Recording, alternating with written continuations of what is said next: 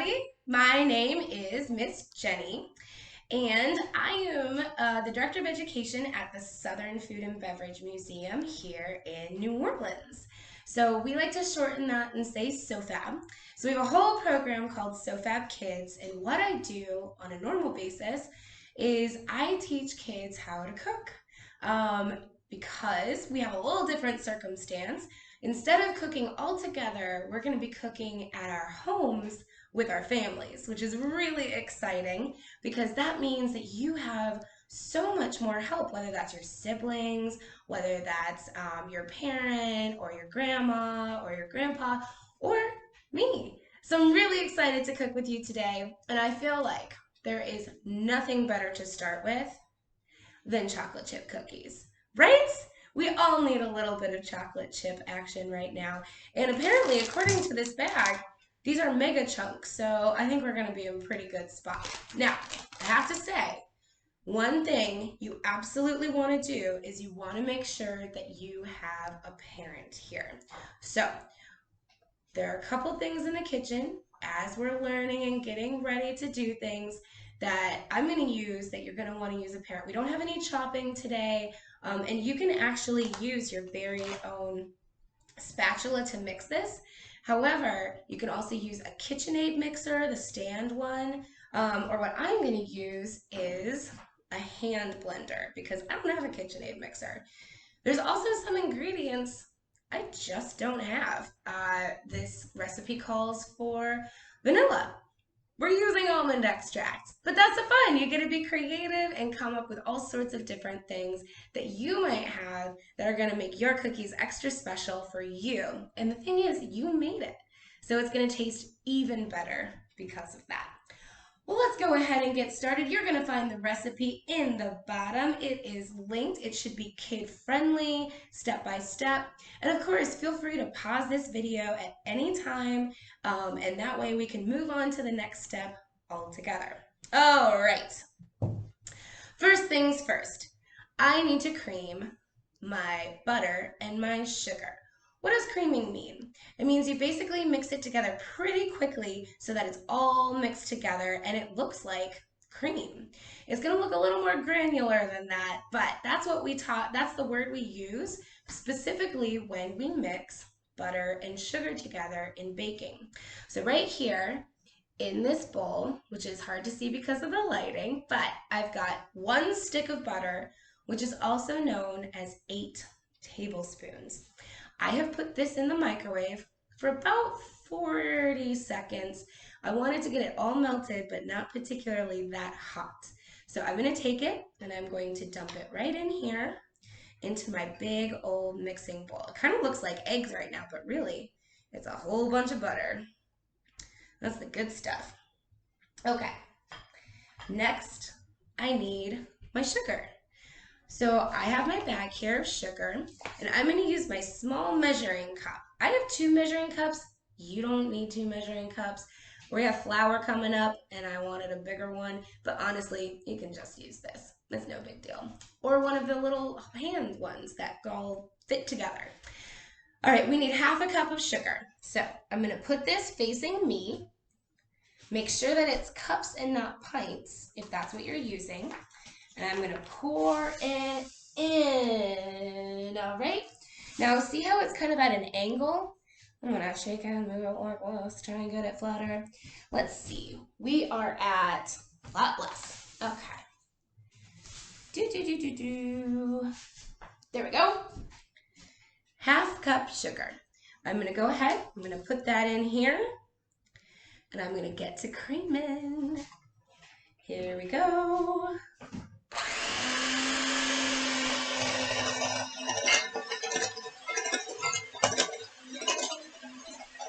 Let's mix all around.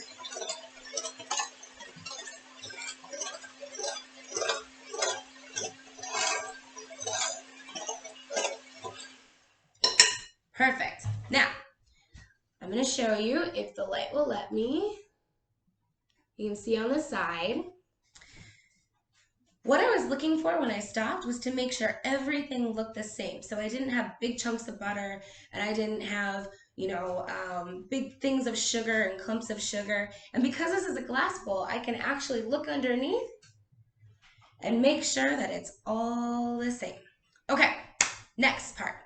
I am going to take 1 egg. Here we go. I like to hold it like this, almost like if you were holding a softball or a baseball, and you're gonna throw it. Hold it like this, and I do it very gently on the side of the bowl. Some people like to do it on a flat surface like this, but I think as you're learning, it's kind of easy to do on the side of the bowl.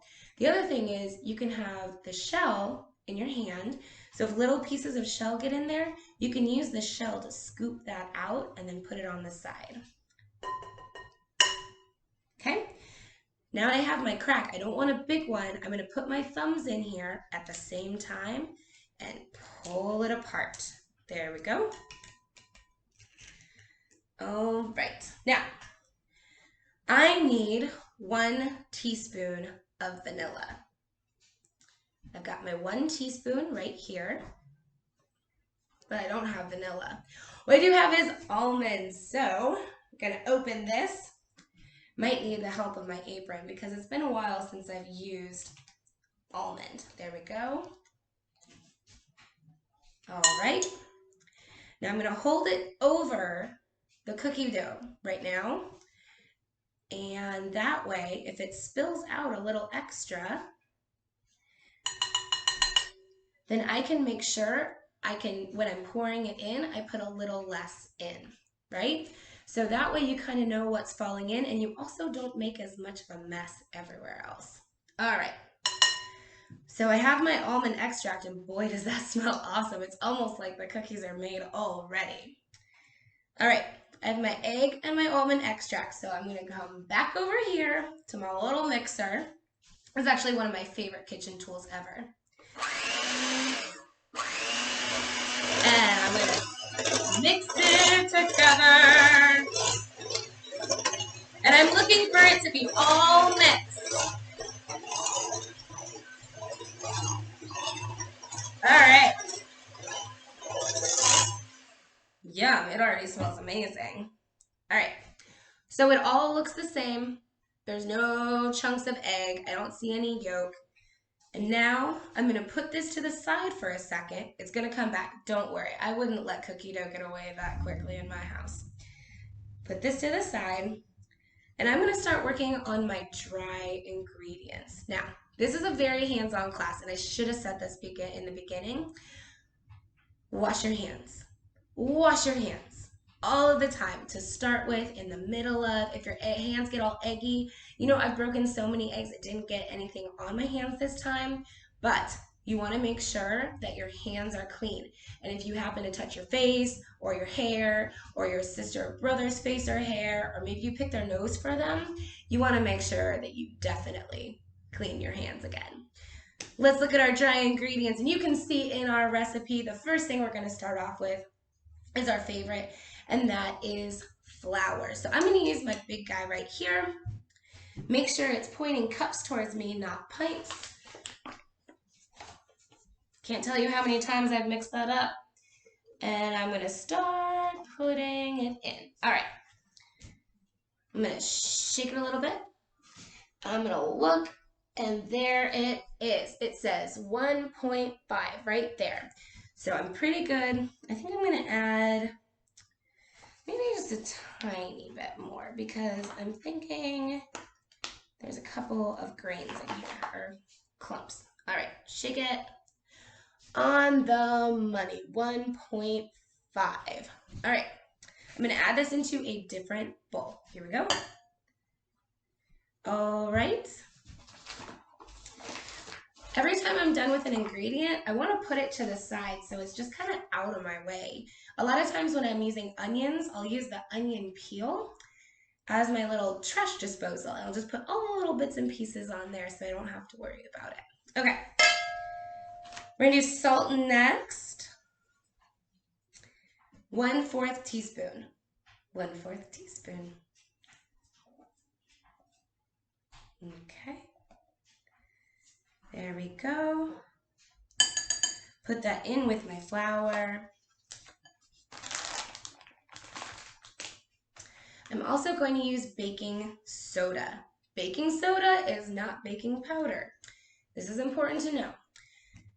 In your fridge, you might see a little orange box. That's baking soda. This just comes in a can. The nice thing about this can is it has a little ledge on here so that you can scrape it off to make sure that it's even. Now, I don't have a half teaspoon, and that's what we need. We need a half teaspoon of baking soda. What am I gonna do? I don't even know. Well, I think that I could probably get to a half teaspoon by a couple of these. So I'm gonna have you take a second and figure out how many quarter teaspoons, so that's 1/4 teaspoons, are gonna get me to the half teaspoon that I need. Ready? I'll wait.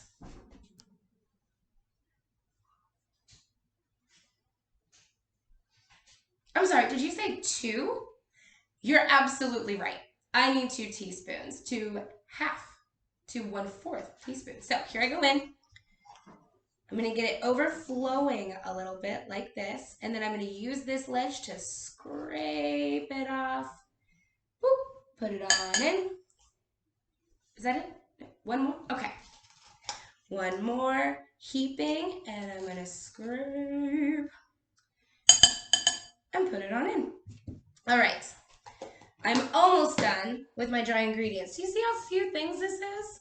Just like 8 different ingredients. Pretty great. I need 1/4 cup packed brown sugar. You are going to see packed a lot when you're baking with brown sugar. If you have brown sugar in your house and you look at it, you can see very quickly it already kind of clumps inside of there. So because of that, and I know I need it packed, I'm going to take my little measuring cup right here, make sure I have cups pointed to me, and I'm going to use a big spoon to start adding it and packing it with the back of the spoon. So you want to do it over the measuring spoon, and the back of the spoon I will use to press down really hard. If you've ever been in a sandbox, you might have done this, or on the beach where you are playing with sand and some of it you pack down with your hands. All right, I want it to be a little even. I'm going to go in a circle, boop, boop, boop, just like that. Where am I at? I need a tiny bit more as it turns out.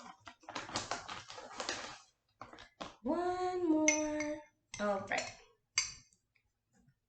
There we go. We're basically at 1/4.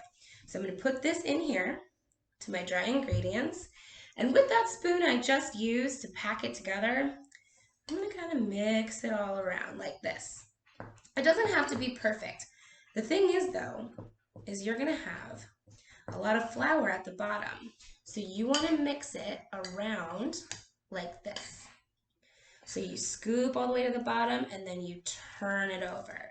Scoop to the bottom and then turn it over like that. And then you kind of take it and put in swirls like this. And we're off to the races. Okay. All right. So I've got a lot of stuff going on. I've got my dry ingredients. I've got my wet ingredients over here just saying, please fill me with chocolate chips and stick me in the oven already. We're getting there. Don't worry, chocolate chip batter. We're almost there. Okay, you can use this next part in a variety of ways. I'm going to use my hand blender just to speed it up a little bit, but you can also use your hands after a while, or you can use a spatula, or you can use the spoon you just used, okay? So first, I'm not going to dump it on in right away. That's going to cause a flour and dry ingredient explosion. No, I want to do a little bit at a time. Blend, blend, blend. A little bit at a time. Blend, blend, blend. Because that way it all goes together and you're not going to get chunks. And you're also not going to get a face full of flour, which, while that could be very fun, is not what we're going to do today. All right? So here we are. We've got the little wet ingredients. They're wet because if you stuck your finger in them, your finger would be wet. And my dry ingredients, same thing. Your finger would be dry. So I'm going to put a little bit in, like that. Probably about 1/3 of the bowl. And then mix it together. Stir to get the side. Yum! All right. Yeah, this still looks basically like straight butter. Oh man, the lighting isn't great, but yeah, this basically looks like straight butter. We need a lot more dry ingredients. So, let's move that over there. Move it around a little bit. Give my cord some room. All right, next turn.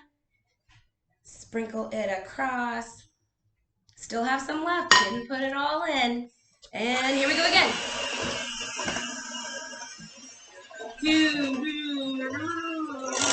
Make sure to get the flour on the sides.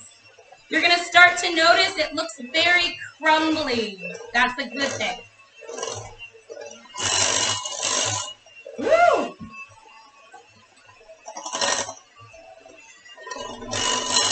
Oh, I think I just got you with some of that dough. All right. So you can start to see, oh, maybe it's looking a lot more like cookie dough getting thick. I'm gonna put, at this point, the rest of the flour. The rest. Can you believe it? Here we go. All right. Now, after I do this, is the chocolate chip part, which is definitely the best. And if I wasn't in a position where I need to wash my hands all the time, I would be definitely sneaking some to eat. Just saying. Here we go.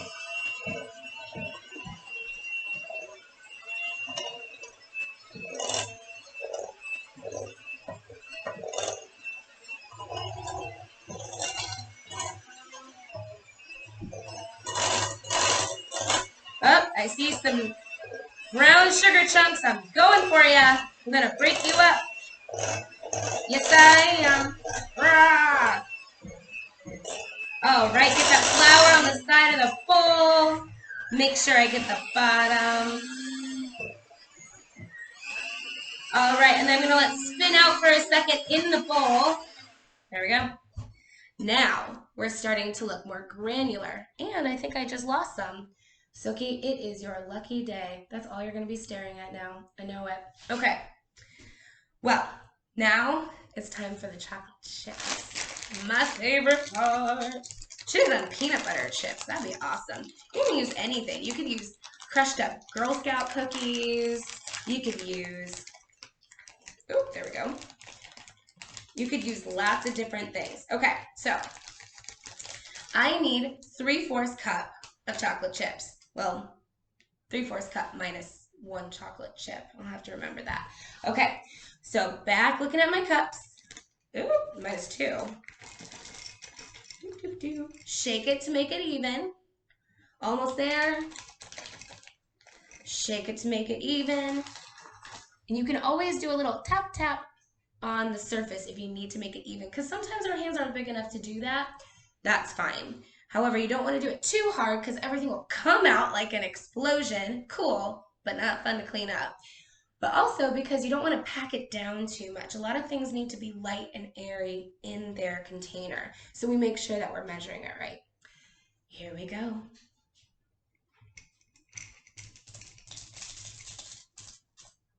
Yum. All right. Now I've got my spatula again. And I'm going to slowly work it together just a little bit, and then I'm going to go at it with my hands. Now don't worry, because I have just been doing this. I haven't touched my face. I haven't touched my friend's face. I haven't pet my dog. I haven't gone in and out. All right, starting to get it incorporated a little bit, and incorporated means mixed. You want it to be all looking the same. So right here, you're going to see that it starts to look like chocolate chip cookie now, right? All right, I'm going to put it a little bit more with my hands at this point. I'm not going to knead it like you do dough, but I'm just going to push them in. You don't have to do this necessarily. Strangely, the recipe that I'm using actually does call for you to do this, but that's not what you have to do today. Especially because I don't know who's in your kitchen with you and where their hands have been. Now, I'm gonna be really honest with you. I want to eat this right now. I want to eat all of it. I want to like Cookie Monster basically, but dough version. There's a couple problems with that. One, eggs can carry salmonella, and what are we trying to do right now? Staying inside, not get sick, right? So, there are recipes online for making edible cookie dough, and they have no eggs. But another really important part of this is they can't use raw flour. A lot of times raw flour is actually a vessel or it's a ship for some of those diseases and carriers. So if you make edible cookie dough, you actually need to toast your flour on a baking sheet about 10 minutes, and then you're going to toast it about 355 or at 350, which is actually what we're baking our cookies at. And then you can use it in your dough. We'll do this another time, but also if you're making a roux, you can sometimes toast your flour for that too. Now, it is time to make cookies. Is this a baking pan that just happened to be in my bookshelf? What luck. All right, I'm gonna take my spoon and I'm going to take a scoop that's about this big. I used the side of the bowl to press against it to make sure it was all together. I'm using my one finger. You could also use a spoon to do this too, to scoop it out right here into a little cookie dough shape. You can see it's about that big, okay? So I'm going to do that with the rest of these, and I want you to think about right now, what are your favorite cookies? Or even more so, how do you like cookies? Do you like them ooey gooey? I'm hoping these are going to be ooey gooey. Maybe talk to your parent right now, or your sibling, or whoever is with you, and just let them know what your favorite kind of cookie is. Do you have fun memories of hot cookies coming out the oven? Have you ever eaten a cookie that's come straight out of the oven before? Have you ever had cookies and ice cream before? That's one of my favorites and my favorite way to eat it. I wish I would have used peanut butter on this because I love peanut butter. There's a lot of other fun butters we can use. Okay. Now, I am making giant cookies. Let's be real. So I only did 9 on my sheet. And I'm going to take this little cookie guy, this little chip, put it in there, because these chocolate chunks are bigger than I thought. I want to make sure they're nice and ooey gooey and in there. All right. I have my cookies ready on a tray. The next thing I'm going to do is I'm going to take my cookie sheet over to the oven, and I am going to set the temperature for 350. A lot of times you'll do this ahead of time, but my oven happens to preheat incredibly fast, so I'm waiting till now. Then you are going to set your timer for 10 minutes. Now, my cookies are pretty big, so I'm pretty sure I'm going to need a little bit more than 10 minutes, maybe about 15, and then I'll have to set my timer again. Oh, ha, hi. Sorry, I didn't see you there. Well, they're done. It's great. So here are my cookies. They are really big and ooey gooey. So I made really big cookies. I put them in for 10 minutes and it just wasn't done enough. So if you have regular sized cookies, you are going to be 10 minutes and fine to go. But because mine were so giant, I had to put them in for 15 minutes, and then I took them out. Even though they didn't look done, they were perfect. I put them on a drying rack, and then all of the chocolate melted in my mouth as soon as I ate one, and that burned. And so then I waited and put it down. So here's what I want you to do. I want you to put on your finest of hats, your silliest of jackets, and I want you to sit down with a nice little glass of milk or maybe some hot chocolate so you can dip it in to eat your cookies. I'm so glad you guys joined me today. Thank you so much, and I can't wait to see you the next time for our next delicious meal. If you have any questions at all, you can email me, Jenny Merrill, at Jenny, that's JENNIE, at southernfood.org. To find out more about what we're doing, you can always go over to the Southern Food and Beverage Museum's website, and that's southernfood.org, and check out some of our kids programs. Or you can follow us on Facebook and get a whole bunch of kids cooking and coloring and craft activities for you to just use at home in addition to all of these. Thank you so much, and I can't wait to see pictures of you in your silly hats eating your cookies. We'll see you next time.